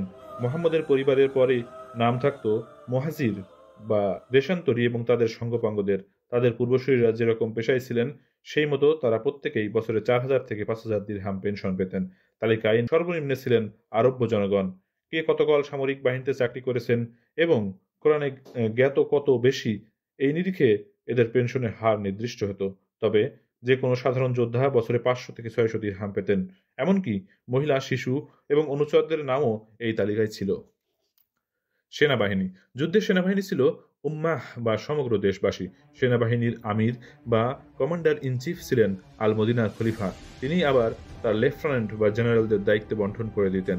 গোড়ার দিকে জেনারেলরা এরকম নির্দিষ্ট ভূখণ্ড জয় করতে পারলে তারা সেখানে নামাজের ইমামতি করার এবং বিচারক হওয়ার যোগ্যতা অর্জন করতেন। বালাজুরিতে বলা হয়েছে ওমর জর্ডান ও দামাস্কের কাছে একজন কাজী নিয়োগ করেছিলেন। এছাড়া হিস ও কিন্নাসরিনের জন্য একজন কাজী নিয়োগ করা হয়, অর্থাৎ খলিফা হিসেবে তিনি বিচারালয় প্রতিষ্ঠারও অধিকারী ছিলেন। মুহাম্মদ সাল্লাল্লাহু আলাইহি ওয়াসাল্লামের সময় থেকেই মুসলিম সেনাবাহিনীর কেন্দ্রীয় ভাগ ছাড়া দুটি প্রান্ত ভাগ ছিল, অগ্রবর্তী এবং পশ্চাৎবর্তী। তখন থেকে সামরিক ইউনিটগুলিকে খামিস বলা হতো, অর্থাৎ 5। অশ্বারোহী বাহিনী এই ইউনিটের অন্তর্ভুক্ত ছিল। এছাড়া ছিল উপজাতি ডিভিশন। প্রতিটি উপজাতি নিজের বল্লমের ডগায় এক টুকরো কাপড় বেঁধে রাখত, আর তাদেরই কোনো এক সাহসী ব্যক্তি তা বহন করত। মুহাম্মদের সেনাবাহিনীর পতাকা নাম ছিল ঈগল। পদাতিক বাহিনী তীর, ধনুক, ঢাল, তলোয়ার এসব ব্যবহার করত। তরবারি ডান কাঁধে ঝোলানো এক খাপে থাকত। পরে আবিসিনিয়ার অনুকরণে হারবা অর্থাৎ বর্ষা চালু করা হয়। অশ্বারোহী বাহিনীর মূল অস্ত্র ছিল বল্লম। আরবি সাহিত্যে যাদেরকে খাট্টি বলা হয়, পরে আল বাহরাইনে তা আল খাট নামে পরিচিত হয়। বাহরাইনে প্রথম বাঁশ গাছ হয়, পরে ভারত থেকে নিয়ে এসে এখানে প্রচুর বাঁশ গাছ লাগানো হয়। এই সব বল্লম বাঁশ গাছ থেকেই তৈরি হতো। তীর, ধনুক এবং বল্লমই ছিল তখনকার জাতীয় অস্ত্র। সেকালে সেরা তরবারিও কিন্তু নির্মিত হতো ভারতেই। তার নাম ছিল হিন্দি। ফৌজি বাহিনীর সৈন্যরা আত্মরক্ষা করতে বর্ম ও ঢাল ব্যবহার করত। আরব অস্ত্র বাইজেন্টাইনের অস্ত্র থেকে হালকা ছিল। নিষ্ঠাবান খলিফাদের চরিত্র এবং কৃতিত্ব। আবু বকরের নেতৃত্বে মুসলিম বাহিনীর বিজয় রথ যাত্রা শুরু করে ওমরের আমলে এক অভাবনীয় সাফল্যের পর সাময়িক থমকে দাঁড়ালো। কারণ এক খলিফা আলীর অভ্যন্তরীণ বিরোধে এতই জর্জরিত ছিলেন যে আর সাম্রাজ্য সম্প্রসারণ তার পক্ষে সম্ভব ছিল না। মোহাম্মদের পরের একটি প্রজন্মের যুগ শেষ হতে মুসলিম সাম্রাজ্য আকসাস থেকে উত্তর আফ্রিকার সিরটিস মাইনর পর্যন্ত সম্প্রসারিত হয়। শূন্য থেকে শুরু করে মুসলমানরা আরব ও খিলাফতের বিশ্বের সেরা শক্তিতে পরিণত হলো। আবু বকর ছিলেন আরবের বিজয়ী ও শান্তি স্থাপক খলিফা। তিনি পিতৃতান্ত্রিক সরলতা নিয়ে জীবনযাপন করতেন।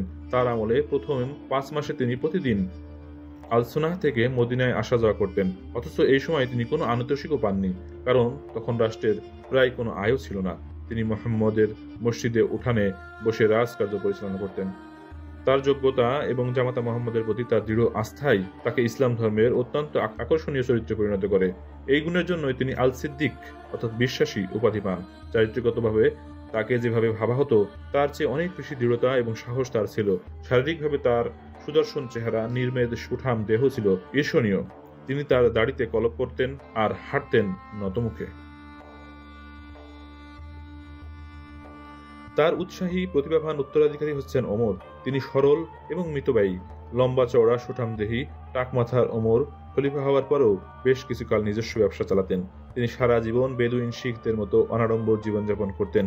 কার্যত ওমর সাবেক ইসলামী ইতিহাসে মুহাম্মদের পরেই স্থান পেয়েছেন। তার সরলতা, পবিত্রতা, ন্যায় বিচারের সুবাদে মুসলিম লেখকেরা তাকে সেভাবেই চিত্রিত করে গেছেন। মুসলিম লেখকেরা মনে করতেন একজন যোগ্য খলিফার যা যা গুণ থাকা উচিত তাই রয়েছে ওমরের।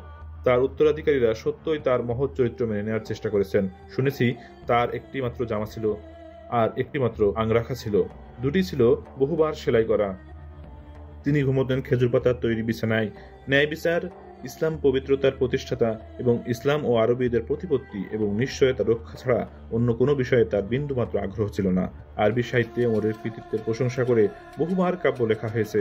মদ্যপায়ী এবং চারিত্রিক চরিত্র স্খলন হওয়ায় তিনি তার পুত্রকে মৃত্যুদণ্ড দেন।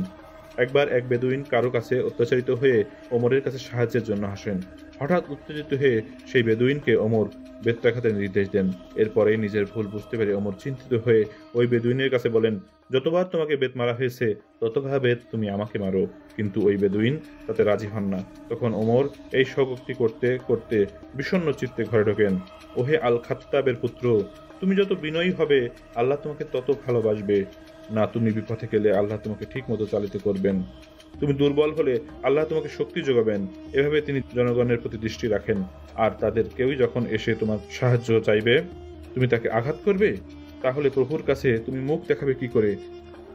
যেভাবে ওমর হিজরি সন নির্দিষ্ট করে মুসলিম যুগের পত্তন করেছিলেন, যেভাবে তিনি বিশাল মুসলিম সাম্রাজ্যের অধিপতি হবার গৌরব অর্জন করেছিলেন, যার আমলে রাষ্ট্রীয় নথিভুক্তিকরণ চালু হয়, যিনি প্রথম সংগঠিত মুসলিম প্রশাসন উপহার দেন, সেই ওমরের মৃত্যু হয় কিন্তু আচমকায়।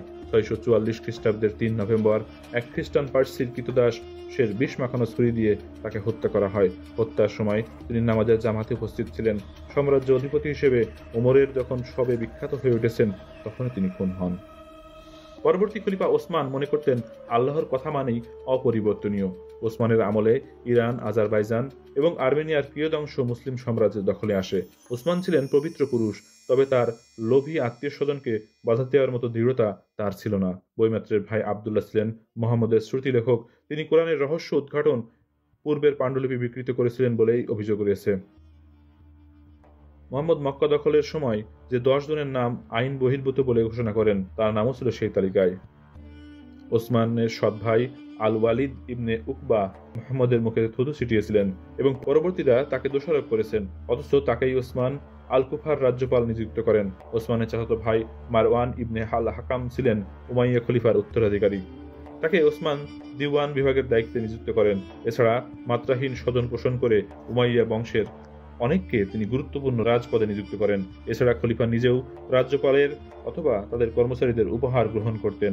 একবার বসরার রাজ্যপাল তাকে এক সুন্দরী পরিচারিকা উপহার দেন, তিনি তা গ্রহণ করেন। স্বজন পোষণের অভিযোগ ক্রমেই বাড়তে থাকে। প্রশাসনের বিরুদ্ধে জনরোষ বাড়ছিল দিন দিন। পাশাপাশি কুরাইশপন্থী 3 জন তার উত্তরাধিকারী দাবিদার হয়ে ওঠেন। এরা হলেন আলী, তালহা এবং আল জুবাইর। আলীর অনুগামীরা কুফায় বিদ্রোহ করে। মিশরে যে তার অনুগামীর সংখ্যা বেশ ভালোই ছিল তা বোঝা যায় ওই বিদ্রোহের বহর দেখে। মিশর থেকে 656 খ্রিস্টাব্দের এপ্রিলে 500 বিদ্রোহীকে মদিনায় পাঠানো হয়। বিদ্রোহীরা শহর বিশিষ্ট 80টি পর বৃদ্ধ খলিফাকে একটি বাড়িতে আটকে রাখে। এরপর যখন ওসমান ওই বাড়িতে কোরআন পাঠে রত ছিলেন তখনই বাড়িটি ধ্বংস করে দেওয়া হয়। তার পূর্বসূরি ও বন্ধু আবু বকরের পুত্র মুহাম্মদ বলপূর্বক তার ঘরে প্রবেশ করে। প্রথমে তার উপর হিংসাত্মক আচরণ করে। ফলে এই প্রথম মুসলমানদের হাতেই এক মুসলিমের মৃত্যু হয়। ইসলামের যুগান্তর সৃষ্টি হয়েছিল মুহাম্মদের প্রেরণা পেয়ে এবং মদিনার মতো পবিত্র স্থানের সঙ্গে সম্পর্কিত এই বিশাল ইসলামী সাম্রাজ্য শেষ পর্যন্ত সিংহাসন দখলের দাবিদারের অন্তর্দ্বন্দ্বে দীর্ণ হয়ে পড়ল। আলী এবং তালহা ও আল জুবাইরের মধ্যে রক্তক্ষয়ী সংঘাত হলো। মুয়াবিয়াও শামিল হলেন এই লড়াইয়ে। খিলাফত নিয়ে আলী এবং মুয়াবিয়া জটিলতা। আবু বকর ছিলেন মুহাম্মদের পুরনো সমর্থক ও ঘনিষ্ঠ বন্ধু। মুহাম্মদের এই অভিন্ন হৃদয় বন্ধু মুহাম্মদের অন্তিম জীবনের অসুস্থতার সময় নামাজের ইমামতি করেন। 632 খ্রিস্টাব্দে 8 জুন মদিনায় বহু মুসলিম নেতার উপস্থিতিতে মুহাম্মদের উত্তরাধিকারী হিসেবে আবু বকরের নাম স্থির হওয়ার পর তিনি মুহাম্মদের সমস্ত দায়িত্ব পালন করতেন এবং মুহাম্মদের যেসব সুযোগ সুবিধা ভোগ করতেন তিনিও তা পাওয়ার অধিকারী ছিলেন। তবে পয়গম্বরী বিষয়ক ব্যাপারগুলি মুহাম্মদের মৃত্যুর সঙ্গে সঙ্গে লোপ পেয়ে যায়। মুহাম্মদ সাল্লাল্লাহু আলাইহি ওয়াসাল্লামের উত্তরাধিকারী হিসেবে আবু বকরের পরই নিয়মমাফিক ওমরের হবার কথা ছিল। আবু বকরই তার উত্তরাধিকারী ঘোষণা করেন। দ্বিতীয় খলিফা ওসমানের নির্বাচন আবার প্রাচীন তত্ত্বের ভিত্তিতে অনুষ্ঠিত হয়। সেজন্য আলীর দাবিকে ছাপিয়ে ওসমানী সুযোগ পান। ওসমান ছিলেন উমাইয়া আভিজাত্যের প্রতিনিধি, কিন্তু পরবর্তী 2 খলিফাই ছিলেন মুহাজির বা দেশান্তরী। তবে 3 জন খলিফা কোনো রাজবংশ গড়ে দিতে সমর্থ হননি। ওসমান খুন হওয়ার পর চতুর্থ খলিফা হিসেবে আলীর নাম 656 খ্রিস্টাব্দে 24 জুন মদিনায় মুহাম্মদের মসজিদে ঘোষিত হয়।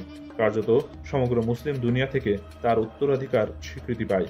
আলী ছিলেন মুহাম্মদ সাল্লাল্লাহু আলাইহি সাল্লামের চাচাতো ভাই এবং তার প্রিয় কন্যা ফাতিমার স্বামী এবং হাসান হুসাইনের পিতা। আলী ছিলেন ধর্মপ্রাণ, অমায়িক এবং সাহসী। তিনি যে দলের সমর্থন পেয়েছিলেন সেই আহল আল নাস আল তাইন দৃঢ়ভাবে এরা বিশ্বাস করত যে মুসলিম সাম্রাজ্যের গোড়াপত্তনের দিন থেকেই আল্লাহ এবং তার পয়গম্বর আগাগোড়া আলীকেই তার প্রতিনিধি হিসেবে খলিফার আসনে দেখতে চেয়েছেন। কিন্তু প্রথম 3 জন খলিফা তার সঙ্গে প্রতারণা করে তাকে সিংহাসন থেকে দূরে রেখেছিলেন। আলীর খিলাফত। নিজের 2 প্রতিদ্বন্দ্বীদের দাবির মীমাংসা করা ছিল আলীর প্রথম সমস্যা। তার সিংহাসনের অন্যতম দাবিদার ছিলেন মক্কা ভিত্তিক দলের তালহা এবং আল জুবাইর। হিজাজ এবং ইরাকের এই দুজনেরই প্রচুর অনুগামী ছিল, যারা আলীকে খলিফা হিসেবে সমর্থন জানাননি। মুসলিমদের কাছে মায়ের সম্মানে সম্মানিতা মুহাম্মদের প্রিয়তমা স্ত্রী আয়েশা রাদিয়াল্লাহু আনহা, যিনি ওসমানের বিরুদ্ধে বিদ্রোহ উপেক্ষা করেছিলেন। শেষ পর্যন্ত বসরায় এই আয়েশাও আলী বিরোধী বিদ্রোহে যোগ দেয়। তিনি আলীকে পছন্দ করতেন না। একটি ঘটনায় তার মন আহত হয়। একবার আয়েশার স্বামী কাফেলার সঙ্গে যাওয়ার সময় পথিমধ্যে বিশ্রাম নিচ্ছিলেন, আর সেই সময়কে কেন্দ্র করে তার সতীত্ব নিয়ে প্রশ্ন ওঠে। তখন স্বয়ং আল্লাহ প্রত্যাদেশ মারফত হস্তক্ষেপ করে এই প্রশ্নের মীমাংসা করেন। 656 খ্রিস্টাব্দের 9 ডিসেম্বর বসরার উপকণ্ঠে আলী তার বিদ্রোহীদের মুখোমুখি হয়ে বিখ্যাত উটের যুদ্ধে তাদের পরাস্ত করেন। এই যুদ্ধেই আয়েশা একটি উটের পিঠে চড়ে বিদ্রোহী বাহিনীদের শৃঙ্খলা রক্ষা করেছিল। আলীর 2 প্রতিদ্বন্দ্বী সেই যুদ্ধে পরাজিত হন এবং মারা যান। তাদের জন্য যথার্থ শোক জ্ঞাপন করেই আলী সম্মানের সঙ্গে তাদের দেহ সমাধিস্থ করেন। আয়েশাকে বন্দী করা হলেও তার সঙ্গে সদাচরণ করা হয়। আলী তাকে মুসলিম সমাজের প্রথম মহিলার সম্মানই দেন। যথাযথ সম্মানপূর্বক আয়েশাকে মদিনায় ফেরত পাঠানো হয়। এভাবে মুসলিম বনাম মুসলিমদের প্রথম যুদ্ধের সমাপ্তি ঘটে। এভাবেই যে বংশগত লড়াই সেই রাজ্যের ইসলামের ভিত বারবার নড়িয়ে দিয়েছে তার সূত্রপাত হয়। আলী যুদ্ধে জয়ী হয়ে সিংহাসনে সুনিশ্চিতভাবে নতুন রাজধানী কুফা থেকে শাসন পরিচালনা শুরু করেন। পূর্বসূরীদের নিযুক্ত অধিকাংশ প্রাদেশিক রাজ্যপালকে প্রথমে তিনি বরখাস্ত করেন, তাদের নিজের অনুগতদের পদস্থলে বসান। অন্যদের থেকে তিনি পূর্ণ আনুগত্য দাবি করেন। মুয়াবিয়া ইবনে আবু সুফিয়ান এমনই এক রাজ্যপাল ছিলেন। তিনি ছিলেন সিরিয়ার রাজ্যপাল। পূর্বতন খলিফা ওসমানের সঙ্গে তার আত্মীয়তা ছিল। আলী তাকে স্বীকৃতি দিতে অস্বীকার করলে মুয়াবিয়া বিদ্রোহী হয়ে নিহত খলিফার প্রতিশোধ নিতে বদ্ধপরিকর হলেন।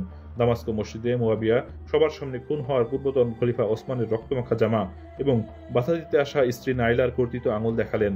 মুয়াবিয়া এই পদ্ধতি এবং তার বাগ্মিতা দ্বারা মুসলিম আবেগকে কাজে লাগাতে সচেষ্ট হয়ে খলিফা আলীকে সশ্রদ্ধ স্বীকৃতি জ্ঞাপনে অসম্মতি জানান।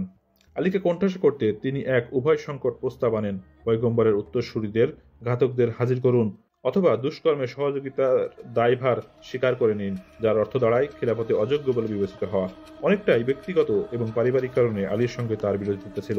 মূল প্রশ্নটি ছিল কুফা, দামেস্ক, ইরাক না সিরিয়া, অর্থাৎ কোন প্রদেশ ইসলামী সাম্রাজ্যের নিয়ামকের ভূমিকা পালন করবে।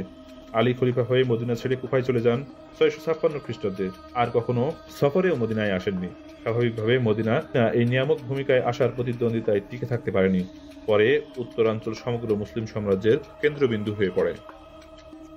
শেষ পর্যন্ত মুয়াবিয়া এবং আলীর অনুগামীদের সৈন্যবাহিনীদের মুখোমুখি হল ইউফ্রেটিসের পশ্চিম তীরে, আল রাক্কার দক্ষিণ তীরে, সিফফিনের সমভূমিতে। আলীর সৈন্যদলে 50,000 ইরাকি সৈন্য ছিল, আর মুয়াবিয়ার সৈন্যদলে বেশি ছিল সিরিয়ার লোক। উভয় পক্ষে চূড়ান্ত নিষ্পত্তি দেখতে অনাগ্রহী ছিল, ফলে যুদ্ধ আদৌ জমেনি। যুদ্ধের আদলে কয়েক সপ্তাহ খণ্ডযুদ্ধ হলো।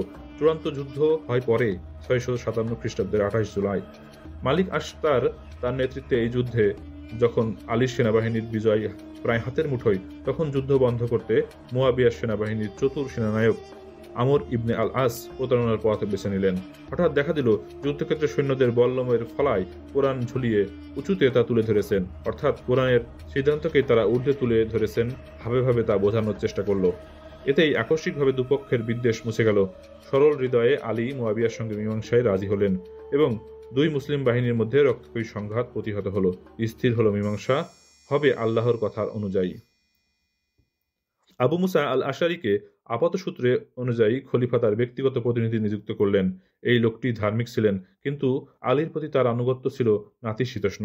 আমর ইবনে আল আসকে মুয়াবিয়া এই কাজে নিয়োগ করলেন। আমর ইবনে আল আসকে সেই সময় সমগ্র আরব দুনিয়ার মধ্যে রাজনৈতিক প্রতিভাবান বলে অভিহিত করা হয়। এরপর দুই পক্ষের দুই মীমাংসা মধ্যস্থকারী লিখিত তথ্য সহ কাজ শুরু করলেন। দুই পক্ষেই ছিল অন্তত 400 জন করে সাক্ষী। দুই মীমাংসা মধ্যস্থকারী 659 খ্রিস্টাব্দে জানুয়ারিতে মদিনা এবং দামেস্কের মাঝে আজরুন নামক জায়গায় এক জনসমাবেশ ডাকলেন। সেই ঐতিহাসিক সম্মেলন ঠিক কী সিদ্ধান্ত গৃহীত হয় তা প্রকৃতপক্ষে আজও অজানা। বিভিন্ন সূত্র থেকে বিভিন্ন ধরনের তথ্য পাওয়া যায়। তেমনই একটি সূত্র থেকে শোনা যায়, দুই মীমাংসক উভয়েই পদচ্যুত করতে আপোষে সম্মত হন। এভাবে তারা এমন একজনের প্রতিষ্ঠার পথ সুগম করলেন যার গুণাগুণ সম্পর্কে তারাই অজ্ঞাত ছিলেন। এরপর দুই মীমাংসকের মধ্যে আলীর প্রতিনিধি বয়োজ্যেষ্ঠ আবু মুসা সম্মেলনে উঠে দাঁড়িয়ে হঠাৎ ঘোষণা দেন যে তার প্রভুর সিংহাসনে বসার অধিকার নেই। কিন্তু মুয়াবিয়ার প্রতিনিধি তার প্রভুর সপক্ষে রায় দেন। এই নিয়ে পিয়ার লেমেন্স এবং তার আগেই ওয়েল হাউসের গবেষণায় দেখা যায়, ওই সময়কার ইতিহাসের অধিকাংশ তথ্যই দিয়েছেন ইরাকি ঐতিহাসিকগণ। এই পুরুষানুক্রমিক অনুশীলন আব্বাসীয় রাজবংশের শাসনামলে বিকশিত হয়, আর আব্বাসীয় বংশীয় ছিলেন উমাইয়াদের আজীবন শত্রু। যাই হোক, বলা বাহুল্য যে সেই ঘটনা আলী ক্ষতিগ্রস্ত হয়েছিল। পদচ্যুত হলেও মুয়াবিয়া তো খলিফাই ছিলেন না, তিনি এই অংশের রাজ্যপাল ছিলেন। কিন্তু আলীর মতো খলিফার সঙ্গে তার নিষ্পত্তি হয়, তার সম্মান বেড়ে গেল। পাশাপাশি আলীর মর্যাদা কিছুটা ক্ষুণ্ণ হলো। শেষ পর্যন্ত রাফাকারী বা হাকামারা যে রায় দিলেন তাতে আলী প্রকৃত ক্ষমতা থেকে বঞ্চিত হলেন এবং মুয়াবিয়া যে আকাশকুসুম দাবি করেছিল তাও নস্যাৎ হলো। এই আপোষের নামে প্রহসন লীলায় 2 বছর পর 661 খ্রিস্টাব্দে আলী মারা যান।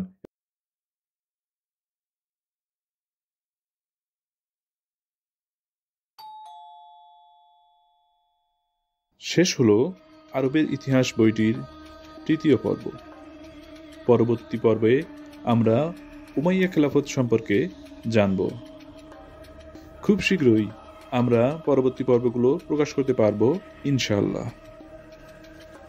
আমাদের সাথে থাকার জন্য ধন্যবাদ। সকলের সুস্বাস্থ্য কামনা করে আজকের মতো এখানেই বিদায় নিচ্ছি। আল্লাহ হাফেজ।